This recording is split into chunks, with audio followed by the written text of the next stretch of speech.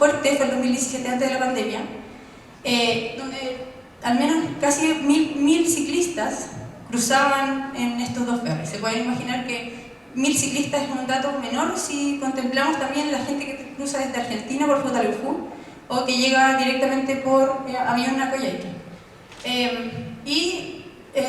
Bueno, los datos nos están arrojando que desde el 2023 hemos alcanzado los datos pre-pandemia y ya tenemos más de 1000 ciclistas recorriendo Carretera Austral desde el Hito Cero hasta Villa Higgins.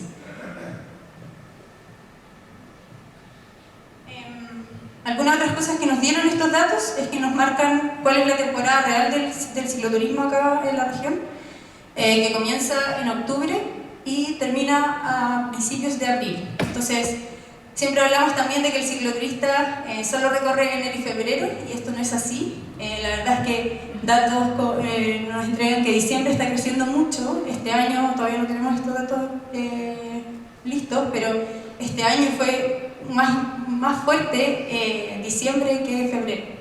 Entonces, esos tipos de datos nos dan un poco de luces de las necesidades también, pero de la estacionalidad de demanda. Y bueno, de este estudio salió el perfil del cicloturista, nos dice con quién viaja, la mayoría son parejas, y nos habla también de las necesidades. Si nos vinculamos al perfil de parejas o de personas que están viajando solas, el 40% viaja solo. De ese 40%, lamentablemente, un porcentaje menor es mujer, todavía, esperamos que sea mejor, y 33% viajan en parejas. Uno de los datos quizás más importantes y el que más hemos hablado últimamente es cuánto tiempo el cicloturista pasa en el destino, ¿ya? Hablamos de muchos tipos de perfil de turistas y en realidad no sé si alguien más tiene un dato como así de importante. El 56% de los cicloturistas viaja más de 20 días en el destino. No sé si otro perfil tiene tanta presencia en el destino. Y día a día, por lo que hemos encuestado, gasta entre 20 y 50 dólares. Y eso se pueden imaginar que también no es un impacto solo, por ejemplo, en Coyhaique.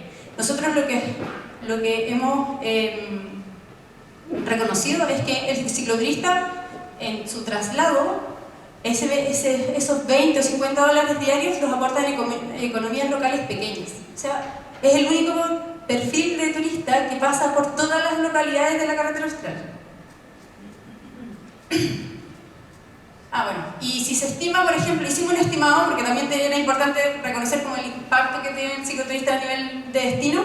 Entonces, si estimamos que vienen 2000 ciclistas por temporada y con un gasto de 50 dólares por día, estamos hablando de ingresos de más de 2 millones de dólares.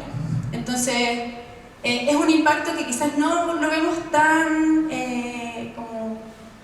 fácilmente, porque es una persona que se está trasladando día a día, pero también tenemos esto que nos indica que es así.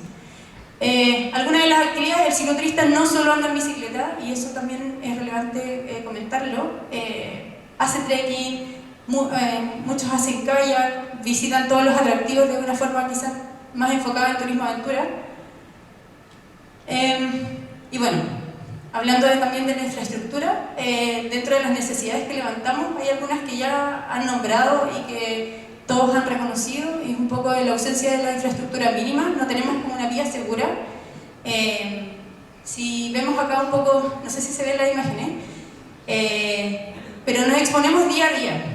Es una persona que quiere venir a reconocer conocer el destino, pero en realidad tiene que estar preocupado también de la seguridad en todo momento. Tiene que estar velando por hacerse a un lado a todos los vehículos. Y esto es solo la parte de Ripio, no agregué fotos, pero si se dan cuenta acá estamos incluso en un tour y un vehículo de turismo quiso adelantarnos y se encontró con otro de frente y casi nos atropella. Y eso es día a día, y en realidad habla mucho de la ausencia de infraestructura mínima, de esta vía segura que necesitamos, de estacionamientos. No hablo de los puntos que habían hablado antes, que son como estaciones para quedarse. ¿Por qué? Porque también concuerdo de que tiene que estar asociado con una gestión local, tiene que haber una persona o un emprendimiento asociado a eso para la mantención. Pero la necesidad hoy en día habla más de señalética asociada. No sé si alguna vez dentro del recorrido que han hecho en Carretera Austral han visto alguna señalética asociada a una bicicleta. ¿No? Bueno, hay muy pocas, al menos dos, y están en la región de los lagos. Y es este amarillo, o sea, la bicicleta amarilla es la única que tenemos dentro de la ruta. Y hay muchos tramos que también, por supuesto, no tenemos servicios básicos, como lo que hablaban de los baños. Pero lo importante acá también es la infraestructura, si bien requiere mantención, siempre tiene que estar asociada a un emprendedor o a una persona local también para promocionar lo que ellos están haciendo. Entonces, cuando hablamos, por ejemplo, de señalética, dentro de la carretera, nosotros levantamos hace un tiempo todos los puntos de la carretera que requieren señalética, que son los puntos quizás álgidos o puntos rojos, lo llamamos nosotros, que son, bueno, hay señalética informativa y señalética también interpretativa dentro de esto, y están todos los puntos, desde Puerto Montt hasta Villa Higgins, identificados. ¿Y por qué también están identificados? Y la mayoría en realidad hablan de una vía estrecha, de puntos complicados de traslado, pero también puntos donde quizás los vehículos no pueden parar, pero sí el cicloturista, y son puntos de observación, por supuesto, del paisaje, y que nosotros sí podríamos sacar provecho. Algunas de las cosas que hemos hecho, por suerte hemos tenido la oportunidad de viajar harto en otras ciclovías o en otros lugares, destinos en realidad, de cicloturismo. Fuimos a Japón, estuvimos en España, también en una parte del Agrovelo, y si pueden ver, en realidad no necesitamos, hablamos mucho de ciclovías.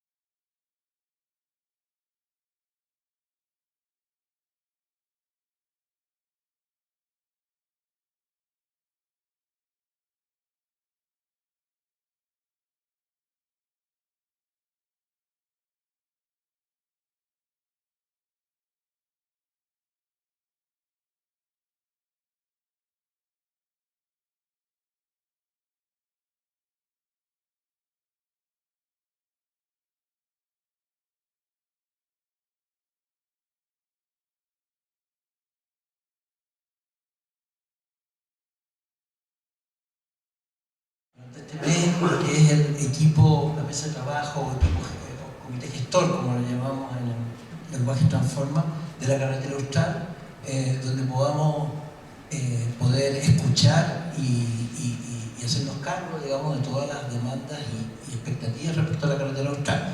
Es un trabajo complejo, piensen ustedes, son 1200 kilómetros, birregional, va a ser un trabajo normal, pero que esperamos enfrentarlo durante este mes. Bueno, una de las joyas de la carretera austral es el Parque Nacional Cerro Castillo, sin lugar a duda. Y a pesar de los esfuerzos hechos por quien lo administra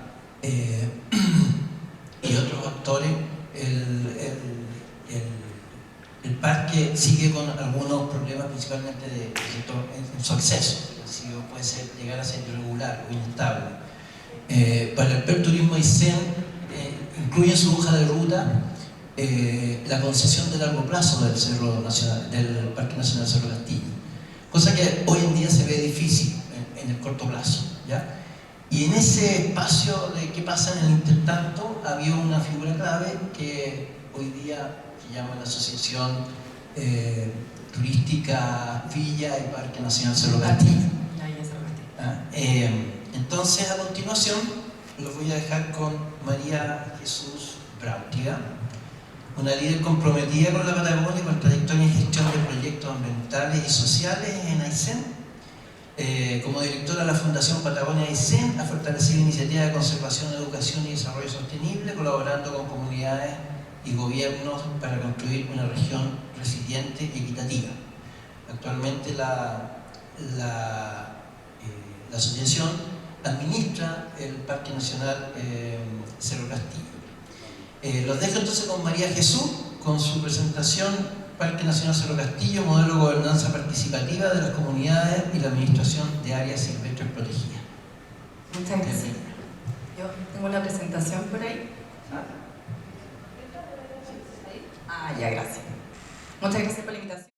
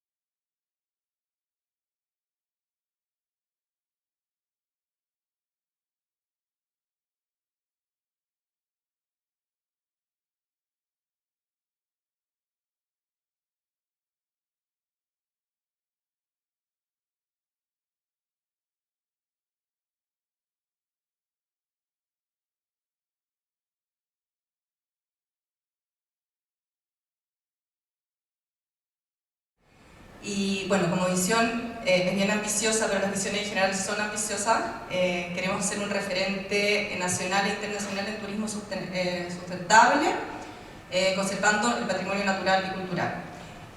Natural y cultural porque si bien la biodiversidad para nosotros es muy importante, también es fundamental conservar las tradiciones, las costumbres y las personas de quienes habitan el territorio de Aysén. ¿Qué hacemos? Promovemos el destino turístico, bueno, a través de las redes, de ferias nacionales e internacionales.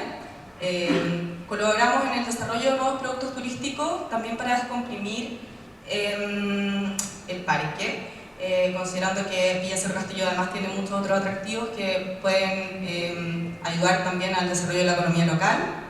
Generamos capacitaciones y gestionamos el desarrollo de diferentes capacitaciones. Este año se está trabajando, se hizo una encuesta a la comunidad, también son bien democráticas, sino que las capacitaciones no son autoimpuestas por nosotros, se hizo una encuesta a la comunidad, salió elegido marketing digital, primeros auxilios y turismo sostenible, ¿cierto? Y desde el año 2024 nosotros tenemos la operación de los senderos ecoturísticos del Parque Nacional Cerro Castillo a través de un convenio que se firmó con CONAF. Ahí sí. Tiene un modelo de gobernanza la asociación que está compuesta por una directiva. En este momento es César Moya, que es el representante de la Junta de Vecinos, la Mary Reese, que es vicepresidenta, que vive en Cerro Castillo hace muchos años, y además ha sido un tremendo aporte porque ellos tuvieron la concesión del parque durante 5 años, entonces en todo el tema de operación ha sido una gran ayuda para nosotros como organización, que esto fue algo absolutamente nuevo para nosotros. Nivaldo Calderón, que es un representante de la comunidad. Yo, que participo desde mi rol de directora ejecutiva de la Fundación Patagonia Aysén. La Fundación Patagonia Aysén trabaja desde el año 2017 en Cerro Castillo con la comunidad, apoyando el desarrollo local, el emprendimiento, la conservación. Marcelo Gelbes, que es el alcalde de la Municipalidad de Ibáñez. Y bueno, hasta el 30 de junio teníamos a nuestro director ejecutivo, que era Ignacio Carrasco, por eso estoy yo acá hoy día, que estamos en búsqueda ahora de ese nuevo rol. La idea es un poco contarles cómo ha sido el proceso de esta asociación.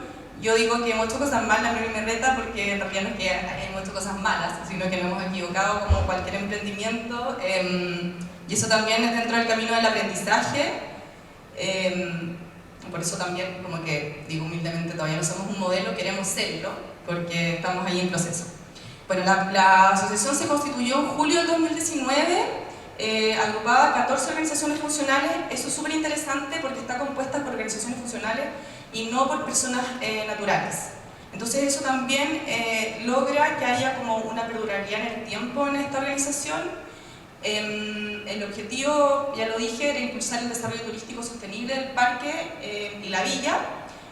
La primera directiva, fue el presidente Marcelo Santana, en ese entonces el alcalde de Puerto Ibáñez, que fue un gran impulsor de esta iniciativa. Hay varios más ahí que seguro ustedes conocen: la señora Yolanda Vázquez, Jorge Aguilar, Manuel Barrocal, Elena Miranda. Y se instaló la oficina en la sede, en la Casa de Información Turística. Luego la fundación traspasó la casa en comodato para el funcionamiento.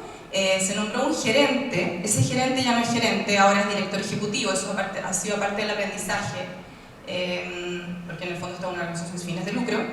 Gerente suena más como a una empresa. Ahí participó Arcadio, estuvo un tiempo también, que hizo una gran labor como gerente de la asociación. En ese tiempo se postularon diferentes proyectos, FOSI, Cercotec, y distintas iniciativas que fomentaran más que todo el emprendimiento. Luego vino la pandemia, un adormecimiento, como todas las instituciones cuando dejan de funcionar, un poco como... Entonces, más bien, como desde la forma, no desde la ejecución. Entonces tuvimos que reimpulsarla, hacer una reforma de estatutos. Se incorporó la posibilidad de sesionar telemáticamente, lo que nos hace ser mucho más eficiente. Y se cambia el nombre, por si no hay una confusión. Todos nos conocen como Corporación de Turismo, hasta nosotros nos enredamos, en verdad somos una asociación. Esto en sintonía con el SPAC, con la modificación de la ley, también porque veíamos que podía ser posible que se nos entregara como permisión los senderos del parque y las áreas de uso público. Ya ahí se estableció un directorio con los 5 integrantes y se simplificó el tipo de gobernanza con reuniones mensuales. Nosotros somos un circo bien pobre, entonces la verdad es que el directorio no solo dirige, sino que también es bien ejecutivo, ¿no? Participamos todos del trabajo, hacemos reuniones semanales y nos mantenemos bien al tanto de todo lo que está pasando. Cada uno de los directores además tiene un rol, creo que eso es súper importante decir, como es del conocimiento y las capacidades de cada uno. Por ejemplo, la Mel se preocupa más de la gestión, de la operación del parque, yo de la parte más administrativa, de recaudar fondos, y así cada uno, Nivaldo más desde la comunidad. Entonces creo que eso también es súper importante, hacer como un trabajo más integral. En enero del 2024 tomamos esta permisión de los senderos en un acuerdo con CONAF, pero esto no fue una decisión de directorio. Llamamos a una asamblea comunitaria y le preguntamos a la comunidad si estaban de acuerdo con esto, y fue una votación unánime. Y así, en mayo del año 2024, después de la primera temporada, también le rendimos cuenta a la comunidad con libro abierto para que supieran cómo es la gestión y la operación del parque. Durante este tiempo, nosotros no solamente trabajamos en la operación del parque, sino que también impulsamos otras iniciativas. El ser una asociación sin fines de lucro también nos permite poder acceder a fondos públicos, entonces también nuestra labor no solamente está en el parque, sino que también en todo lo otro que ocurre. Postulamos a fondos del GORE del 8%, hicimos un proyecto de desarrollo sostenible que abordaba todo el tema de las parcelaciones y cómo afectan estas parcelaciones al área silvestre protegida, al ecosistema. También generamos un proyecto de vinculación con el parque y la comunidad. Y se armó un piloto invernal en el que se registraron 127 ingresos al parque de mayo a septiembre. Eso es muy poco con respecto a todo lo que entra el resto del tiempo. También es como un indicador para nosotros porque efectivamente nos estamos preparados para hacer turismo de invierno. Hay una discusión ahí que quizás es importante poner sobre la mesa. Bueno, participamos en el lanzamiento de temporada turística y diferentes iniciativas que se hagan con la comunidad, planes de gobernanza con el hiperturismo, con la Universidad Austral, con el PEM de la Ruta de los Parques, y nos mantenemos activos durante el año. Además de eso,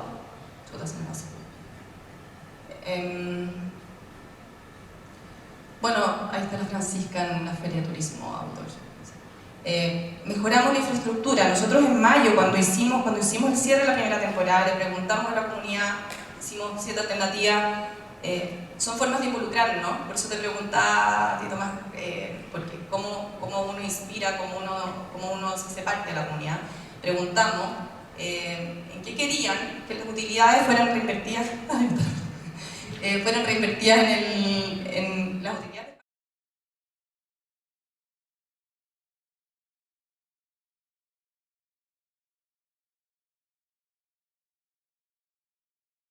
Invierno. Esto fuimos mejorando los puestos con harta ayuda también de privados. Es súper importante acudir a los privados, fundaciones, todos los que puedan colaborar. Bueno, y acá están los números, voy a pasar esto bien rápido, igual los datos están si los quieren. Nosotros, esto es un parque en particular, tiene 3 accesos. Nosotros trabajamos solo solamente sobre 2. El acceso de Morqueta lo estamos cobrando a la salida. Siempre hay mucho más ingreso por Mirador Laguna. Voy a hacerlo bien rápido. En general, la proporción nacional y extranjero es muy parecida y 1 de cada 5 visitantes duerme dentro del parque. Este año también sacamos la alternativa del ticket multidía. Antes eran por diferentes accesos, se cobraba la entrada, ahora se cobra por día. Entonces también eso nos ha permitido tener un orden. Mitad hombres, mitad mujeres, mitad hombres, mitad mujeres, un poco más de hombres. Y esto también son indicadores importantes que nos ayudan a entender cómo el comportamiento del visitante, de dónde viene. Francia, Estados Unidos y Alemania son de los extranjeros que más visitaron el parque este año. Los números fueron súper buenos, pero ahí también ustedes se pueden dar cuenta que diciembre, enero y febrero y noviembre subsidian a octubre, marzo y abril. Fueron mejores, mucho mejores que lo proyectado. Y esto también es importante, el desglose de gastos, saqué los números para no aburrir, pero nosotros tenemos una condición bastante particular. El 40% de los ingresos se va al pago de los pasos privados. Eso es un tema importante con Fernando Guzmán para que anoten. Y el resto, como casi todos los otros emprendimientos, honorarios, gastos de operaciones. Bueno, y en lo que viene, firmamos un convenio con la CAF, básicamente para las obras complementarias y poder mejorar el marco normativo de identidad visual del parque. El parque está compuesto por un montón de gente que lo integra, está Rewilding, que lo hace increíble, pero también están los pasos privados, estamos nosotros, está CONAF. Entonces la idea es poder generar un lenguaje común, está en camino a eso. Además, ser una asociación nos permite ser parte de la comunidad, también conseguir recursos. Mejoramos la biblioteca del liceo a través de una donación de CAF, no solamente la infraestructura, sino también el material bibliográfico, letrero para el parque, estamos en proceso de generar un convenio con, o sea, ya está firmado el convenio con Chile Tour, pero hacer unos tótems para la compra de entrada del parque. Bueno, y queremos seguir siendo los permisionarios del parque por el año que viene, estamos ahí bien avanzados con CONAF. Necesitamos, este julio se hace reelección de directiva, estamos en búsqueda de un nuevo director ejecutivo y eso sería. Me pasa mucho. Muchas gracias. Muchas gracias, María Jesús. Bueno, y dejamos entonces ahora...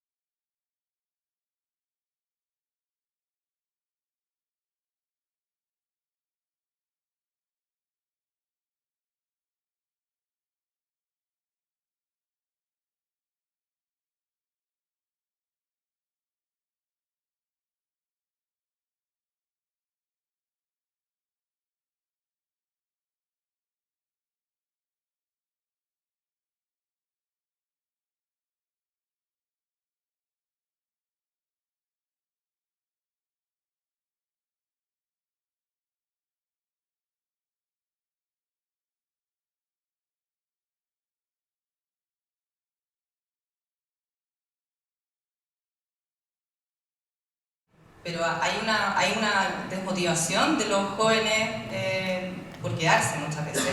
Sin embargo, tenemos trabajando desde que empezamos a la Francisca Calfuyanca, que hace un gran trabajo, que es de la primera generación del Liceo Bicentenario del TP de Turismo.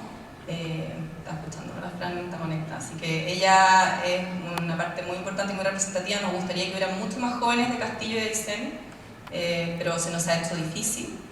Y con respecto a la ordenanza, estamos en búsqueda de una ordenanza municipal con respecto a la infraestructura, pero tenemos una hoja de ruta que es el PLADETUR, que es un PLADETUR que se hizo en el 2018. Ya estamos un poco atrasados, pero las iniciativas en general siguen siendo bien parecidas. Así que sí, eso es. Gracias. Hola. Yo quería hacerle una consulta a Rodrigo, o más que una consulta, a propósito también de lo que comentaba Álvaro, este inicio en relación a la gestión o a la implementación de la ruta escénica de la carretera austral, que estamos recién en un primer año, y también en relación a lo que tú contabas, Rodrigo, de la experiencia que han tenido ustedes en todo este tiempo, entendiendo la importancia de lo que tú también relevabas mucho del capital social, de la visión compartida, ¿cierto? De esta alianza necesaria público-privada, la vinculación con las comunidades, pero me llamó mucho la atención porque, claro, lo comentaste, pero claramente no lo desarrollaste en detalle, esta relación con el MOP, porque me parece que ahí hay quizás un aprendizaje que sería interesante conocer, Rodrigo, de cómo fue ese acercamiento, esa vinculación, ese encantamiento, porque lo entendí de esa manera por parte del MOP, de ser parte de esta necesaria gobernanza para poder implementar este plan de gestión de la ruta escénica. Así que eso, Rodrigo. Sí, bueno, no fue fácil, porque bueno, todos siempre creemos que el MOP puede solucionar también todas las cosas, pero nosotros al principio nos esperaban con guantes de box en las reuniones, porque lo primero que pensaba era que cómo vienen ellos, después de tantos años de trabajo, vienen a cambiarle el nombre a nuestro hijo. de partida. O sea que nosotros fuimos a instaurar Ruta Lago y Volcanes cuando siempre fue la red de Interlagos. Entonces, primero fue trabajar en conjunto, incorporarlo a nuestra gobernanza, darle un rol protagónico en lo que tenga que ver con infraestructura, porque son los dueños de la infraestructura, en definitiva, pero también hacerles ver que el proyecto Ruta Lago y Volcanes era la guinda de la torta que coronaba este desafío y esta visión de valor de la red Interlagos, que era unir territorios turísticos. Entonces, este producto, Ruta Escénica, venía a coronar ese trabajo, que fue también un poco la génesis de cómo partió, que era la Ruta Interlagos en algún momento. Pero como empiezan siempre las pedidas de los municipios, los alcaldes, las administraciones de turno, muchas hay políticas por medio, ¿cierto? También priorizaciones, territorio, se fue generando una red. Entonces, lo primero fue eso, fue hacer entender al MOP que esto era valor, porque el MOP tiene muchos miles de millones para construir caminos, pero para hacer un tríptico publicitario no tiene nada. O sea, también tiene carencia. Entonces, ¿cómo nosotros vamos a suplir esa carencia del MOP de visibilización, de que la comunidad valore el camino cuando se va a crear y no cuando tiene el primer hoyo?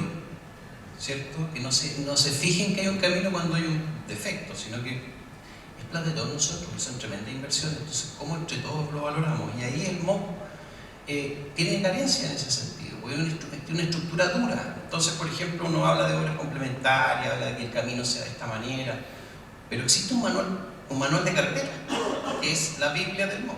Entonces, ¿cómo uno influye desde los territorios para poder, de común acuerdo, apoyar al MOP en que migren hacia diseños y constructividades más sostenibles y más turísticas estos manuales de carretera?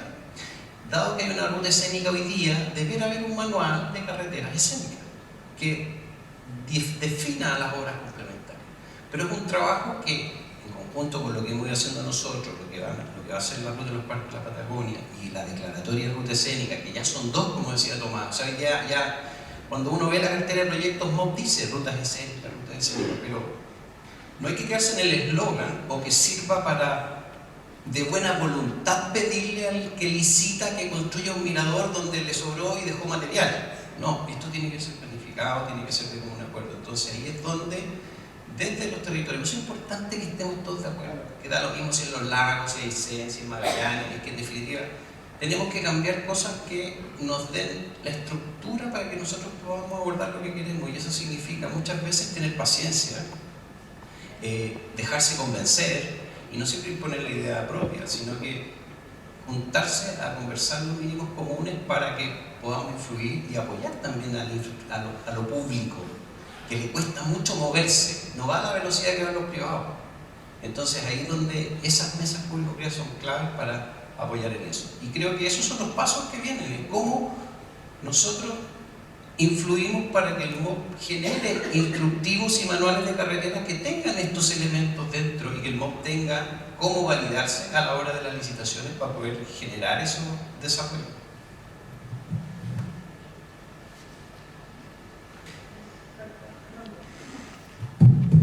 Yo quería hacer una consulta a Carolina. Si bien, Rodrigo, lo que hablas de tema de rutas complementarias, la verdad es un tremendo... Claudia, disculpa. Un tremendo desafío que debiera ser, pero el tema de las evaluaciones, los RS, que acá cuestan un mundo poder sacarlos adelante, pero es un tema que se debe avanzar. Mi consulta es el tema de los datos de las bicicletas, que dándole vuelta, porque dentro del programa del gobernador está el tema de los pórticos de seguridad. Y hace un par de semanas atrás estuvimos en un seminario justamente viendo temas de seguridad a través de los pórticos. Sin embargo, hoy día la tecnología ha avanzado tan rápida que hoy día están sujetos a IA, y donde tú puedes determinar ciertos puntos que quieres detectar. Nosotros, un tema de seguridad, temas de vigiado u otras cosas, se pueden adaptar. Y acá tú mencionaste el tema de los datos de la bicicleta. Podría ser un tema estadístico que te levante la información cada vez que una bicicleta pase por un pórtico, igual, no sé, un motorhome o algún tipo de equipamiento más relacionado al turismo. Están comprometidos varios pórticos a lo largo de la carretera, principalmente cerca de Coyhaique, pero yo creo que podríamos hacer un esfuerzo en temas datos estadísticos relevantes a través de la IA. Sería perfecto. En realidad, los datos que levantamos fue a través de los servicios asociados a nuestra empresa. O sea, cada camping, cada lugar que trabaja recibiendo cicloturistas tenía este afiche con un QR donde los cicloturistas escaneaban y podían contestar esta encuesta. Entonces lo levantamos durante toda la temporada, esperamos nuevamente hacerlo. La verdad es que también hay un costo asociado para poder hacerlo todos los años. Nos encantaría tener un barómetro de turismo en la región, que también está asociado a datos de cicloturistas. Pero en realidad fue gracias a los servicios que trabajan con nosotros. Y eso también habla mucho de que el cicloturista como impacta 60 localidades son los que hemos como contemplado que trabajan con cicloturistas. Y los servicios asociados son los camping, personas de minimarket que tienen quizás baños y que facilitan servicios básicos para ellos. Entonces todos ellos facilitaron como un lugar y su tiempo para que las personas contestaran esta encuesta. Por supuesto que si tenemos portales o algo que nos permita obtener más datos siempre va a ser bueno. Oye, ¿y los puntos críticos para levantar información real de los datos? Porque un tema son los ferries, las barcazas, pero otros son los otros accesos. Entonces, ¿cómo tú levantas la información? Tú tienes una alianza con los campings, pero ¿dónde sería interesante tener esa información del flujo de turistas? O sea, por ejemplo, no tenemos ningún dato de paso fronterizo. Sabemos que muchos de los cicloturistas cruzan por Futaleufú porque trabajamos con empresas también de Argentina. Nos asociamos a empresas. Hace un tiempo hicimos como una red de cicloturismo que está ahí como todavía en ascuas, de todos los servicios asociados a la bicicleta desde Puerto Monasterio y O'Higgins, que son talleres mecánicos, son los campings, hostales que reciben cicloturistas. Y así también compartimos información con Argentina. Entonces sabemos, por ejemplo, que cruzan muchas personas por Futaleufú. Así también por el cruce andino del Parque Vicente Pérez. O sea, sería bueno tener, por ejemplo, un portal de la Junta, inicio del acceso norte de la región. Totalmente. Hay puntos como asociados y también los puntos de señalética los levantamos nosotros mismos. Son puntos que sabemos que el cicloturista necesita información o que podemos recopilar información de él. Última pregunta para ya dar un cierre, que necesitamos desocupar el espacio.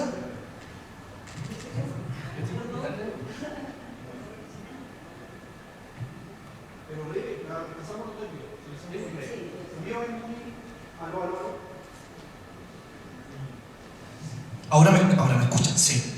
Qué bueno que haya harto interés y todos queremos consultar, preguntar y participar. Creo que es el espacio que nos hace bien y poder conversar de turismo siempre va a ser fructífero, creo. También quería valorar las 3 presentaciones, sobre todo las que hablaban de los cicloturistas y de cómo el cicloturismo ha ido creciendo en la región.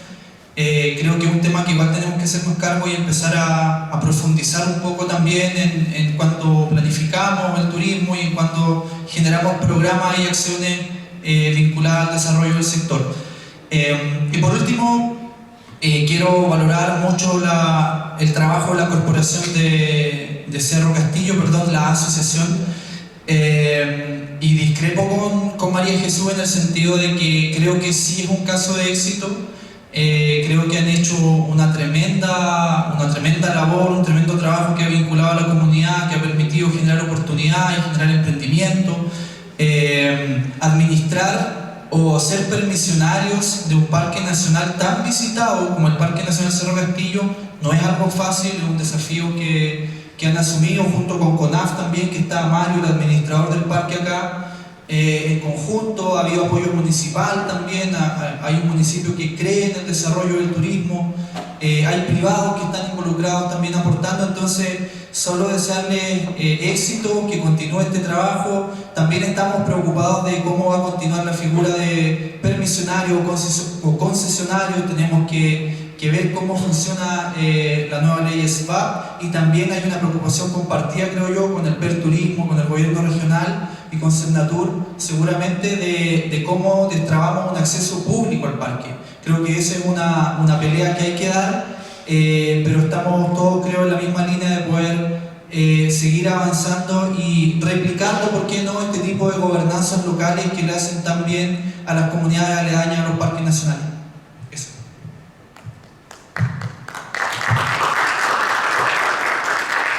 Quiero ahondar la pregunta hacia Rodrigo. ¿Qué tanto están mirando la agenda climática en cuanto a las responsabilidades que tiene el Ministerio de Obras Públicas en infraestructura mucho más resiliente, con soluciones basadas en la naturaleza, como tú mostraste ahí? ¿Y qué tanto se está metiendo la composición de la ruta escénica dentro de ese gallito un poco hacia el mundo? Y la segunda pregunta, ¿qué relación tienen con la municipalidad, con las áreas de turismo de la municipalidad, y cómo se vinculan también, cómo se han vinculado a través de los años? Bueno, estamos en una agenda 2050 todos comprometidos, la verdad, desde el sector público, en la medida de lo que podemos, como tributamos, ¿cierto?, cumplir con la agenda.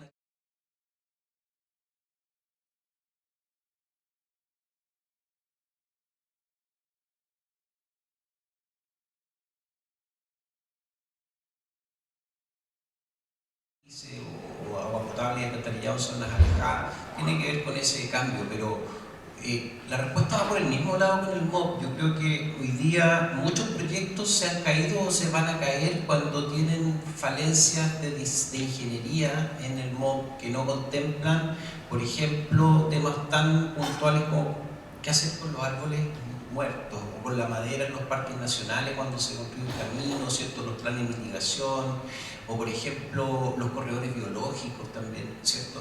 No solamente generar puentes para saltar un río, sino que también generar corredores biológicos para que la flora y fauna pueda mantener sus trayectos que están medidos. En general se conocen cuáles son las vías de la flora y fauna.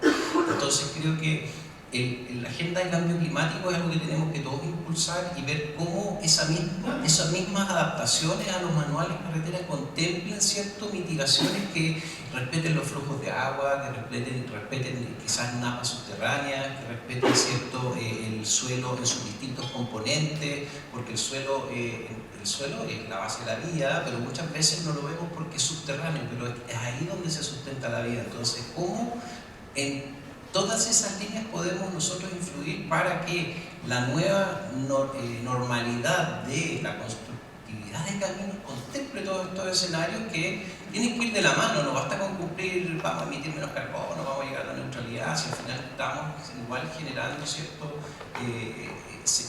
Si seguimos trabajando de una manera que no se va adaptando a la rapidez que necesitan los ecosistemas que se adaptan. Y con los municipios es una relación heterogénea, porque los municipios, dependiendo del municipio, tienen distintas capacidades. Hay municipios donde nosotros, por ejemplo, cuentan con equipos fuertes, ¿cierto? Postulan proyectos, tienen capacidades técnicas, tienen rapidez y van mirando bajo el agua lo que va pasando. Pero hay otros municipios que no están tecnologizados ni digitalizados, que tienen, ¿cierto?, muchas veces personas que a lo mejor no están con el capital humano necesario. Entonces ahí es donde nosotros tratamos de ir equilibrando y, ¿cierto?, levantando a los municipios que tienen menos competencia y a los que tienen más competencias, transferir su manera de trabajar con los otros, y nosotros nos vamos siendo un puente o un pegamento para que esa asociatividad de las mesas público-privadas también se...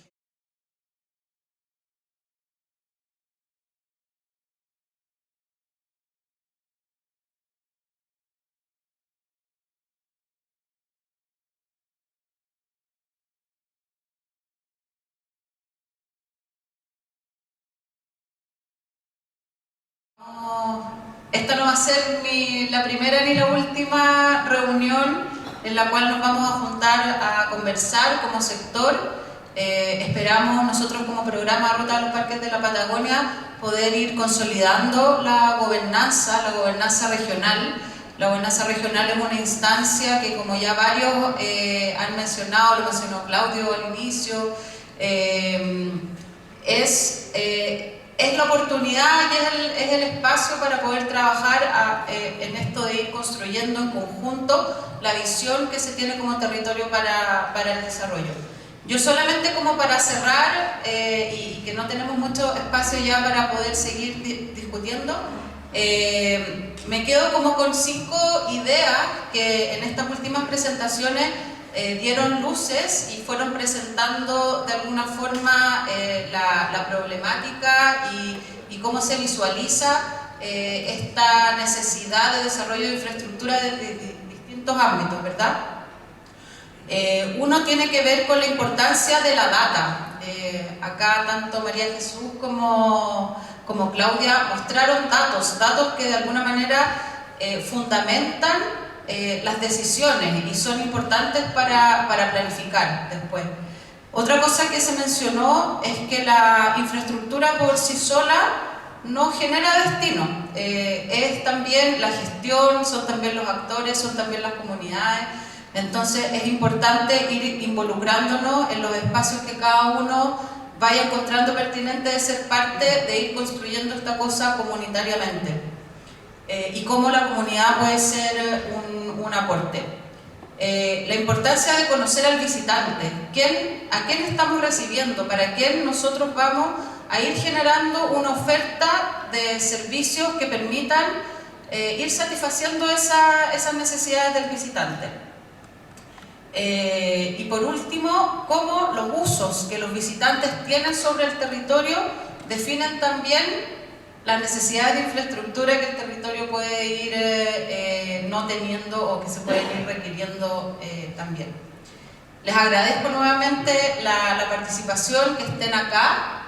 Dejamos a Marco ahí para que nos dé las últimas palabras. En realidad queríamos hacer entrega de algunos obsequios a nuestros panelistas que muy amablemente han cedido parte de su tiempo para acompañarnos. Ricardo Medel, por favor, va a hacer entrega de estos obsequios, agradeciendo primero contar su experiencia, que es fundamental. Segundo, compartir con nosotros las proyecciones, los sueños. Y tercero, entre todos, coescribir esta hoja de ruta que esperamos tenga muy buenos resultados para la región de Aysén.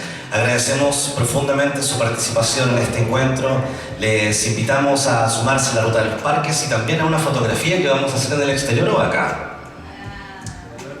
Exterior, dice el director. Muy bien. Muchas gracias. Un aplauso para ustedes y muchas gracias a las más de 50 personas que estuvieron conectadas en la transmisión Zoom Stream.